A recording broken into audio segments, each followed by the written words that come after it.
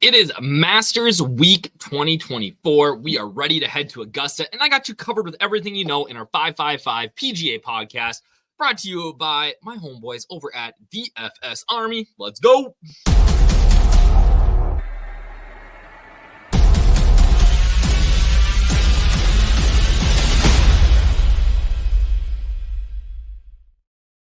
What up, everybody? It's your boy, DFS Up North, aka Josh Thomas, here with another DFS Army 555 PGA podcast, and we are talking about the Masters this week. It is Christmas, baby. This is like my favorite week of the year. I absolutely love the Masters. This is like taking days off of work, watching on the best app known to man, and I'm excited, right? I am excited. We've got the Live and PGA coming back together. It's going to be a ton of fun. We got you covered with everything that you need over at DFS Army. If you're not a DFS Army sub, use that code UPNORTH. That gets you 10% off VIP monthly membership. If you're a VIP this month, get in the free roll for some DFS Army swag and get hats like this. I don't even have my sweatshirt on right now. I should.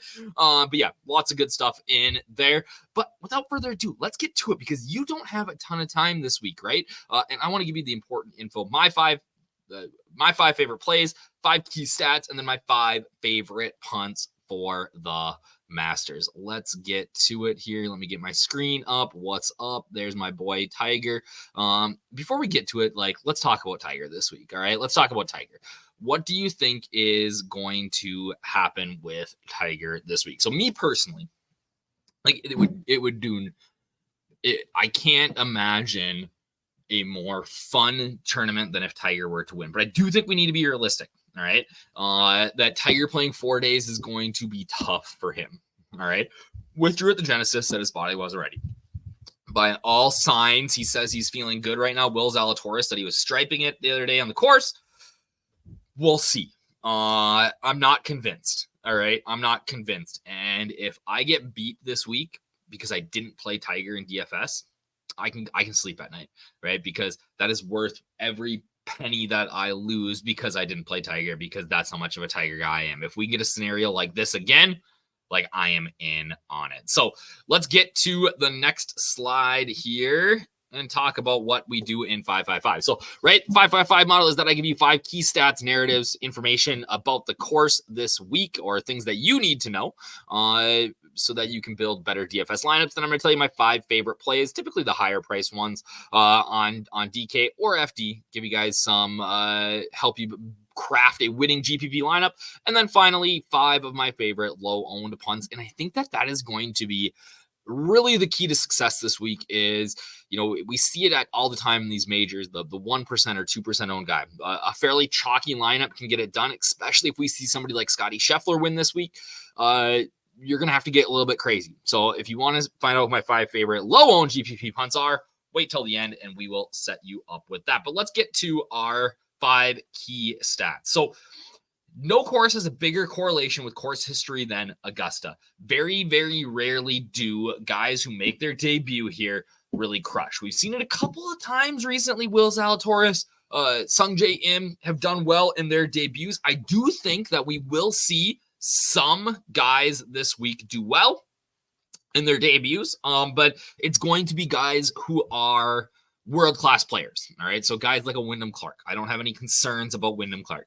I do have a few concerns about like a Ludwig Aberg, but it's the guys that have that high-end talent can do well here. But the thing with course history is that, as Tiger and Phil and all these guys have said, is that you have to know where to miss around Augusta, all right? And part of that has to do with what our next point is these ridiculously tough greens.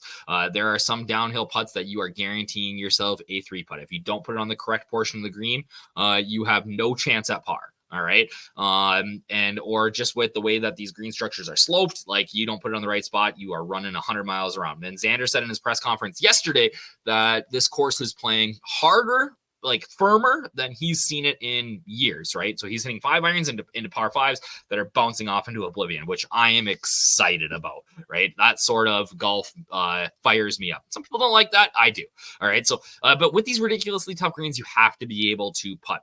We very, very rarely see poor putters win here. So once in a while, we see guys catch lightning in a bottle, a Sergio Garcia, somebody like that, who's not traditionally a good putter. And we've seen good putters, do well here, or bad putters do well here, like Tony Finau. Just just every year seems like Tony Finau putts really well here. He's not traditionally a great putter, but these green complexes, for whatever reason, he sees them well.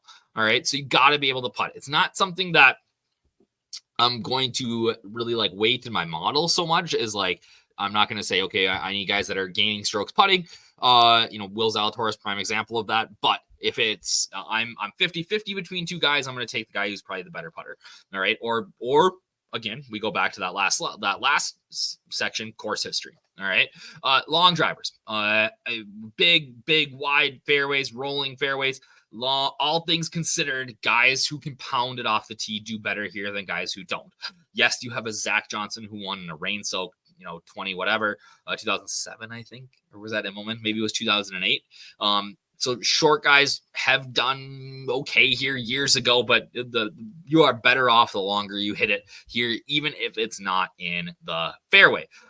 Elite field rank, field percentage, or elite field rank percentage is a stat that we have in our research station that you can look at, and it basically tells you what percentage of the field you are beating in these elite type of fields, right? With lots of high-end world OWGR golfers, or now we have all live guys, so like these elite tough fields. And the one that I thought was interesting was 5th overall was Shane Lowry. I'm very intrigued by Lowry this week. I think everybody else is too at 8,000 on DraftKings, but his price tag is interesting to me. And then the last key stat that I think is going to be important this week is that you have to score fantasy points. All right.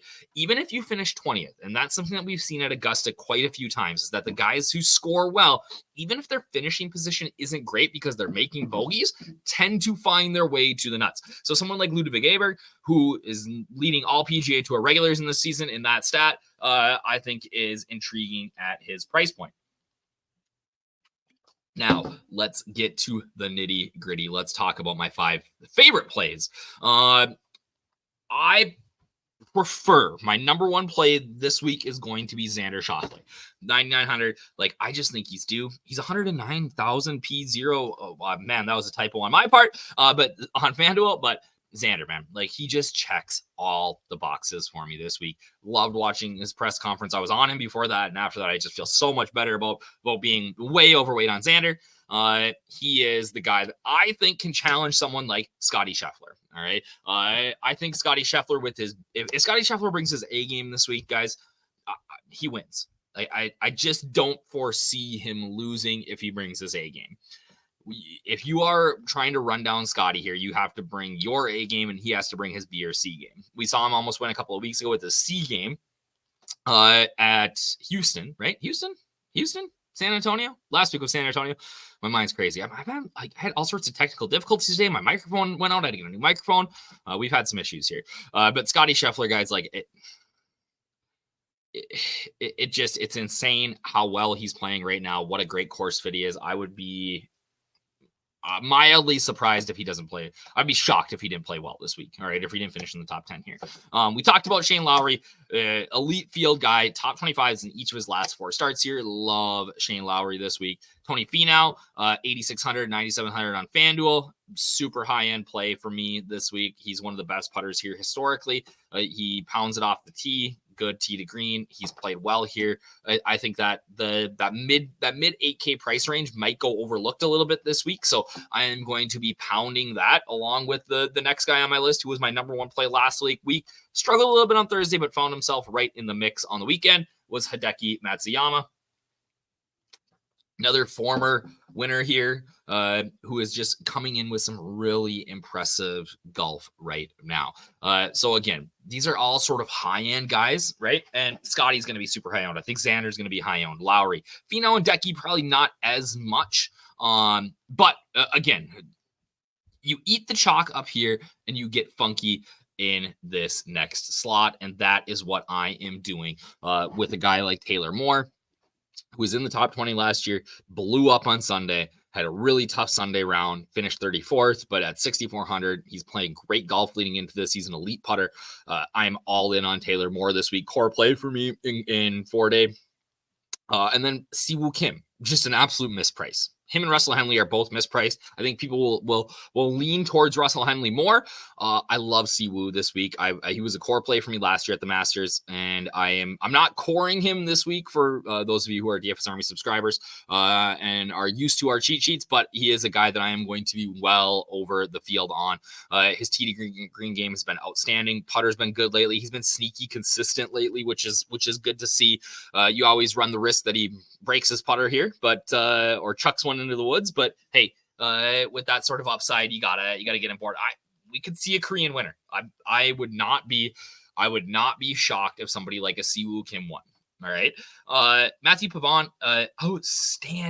outstanding earlier this season, was just crushing everything.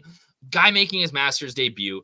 I think he's a top 50 player in the world right now, regardless of live, PGA. Pavon has got a ton of game. He is a guy that could shoot 95 here. Like that's well within the range of outcomes. But I think that he's a guy that pops on the leaderboard early, that you see he hangs around, finishes like 15th to 20th. But I really like Pavon's game for this course. Denny McCarthy was outstanding last week. And maybe the best, the most exciting thing for me about Denny McCarthy was that last week was he made a bunch of putts. Okay. But he didn't gain a ton of strokes putting because his ball striking was so good. He was giving himself 5, 6, 7, 8, 9 footers, right? So I love Denny this week. He says he's played 3 or 4 times here over the last couple of months in preparation. So I'm excited for Denny McCarthy this week. And at 6,200 lets you fit a guy like Scotty Scheffler at 13K or 22.6K, 12.6K in your lineup. And then finally, the fifth guy that I have listed here is the world #1 amateur, Crystal Lamprecht. I'm a sucker for amateurs. An amateur makes the cut here. It's not hard to make the cut. At 6,100, yeah, you can get a guy like Denny McCarthy, but I think Lamprecht's got a bunch of game, right? He's got a lot of game. Playing college golf right now, but he is here as the world's #1 amateur. You got to take some chances on him if you're building like 150 in your lineup. So that is what I've got for you. That is your 555. I will hopefully have a DSRS breakdown for our DFS Army VIPs. Again, if you are not a DFS Army VIP, brother, 10% off, special teams, special plays, special players. That's what we do at DFS Army. Let's go. Have a great Masters week. I am excited to tee it up this week and hopefully take down the Millie. Let's go.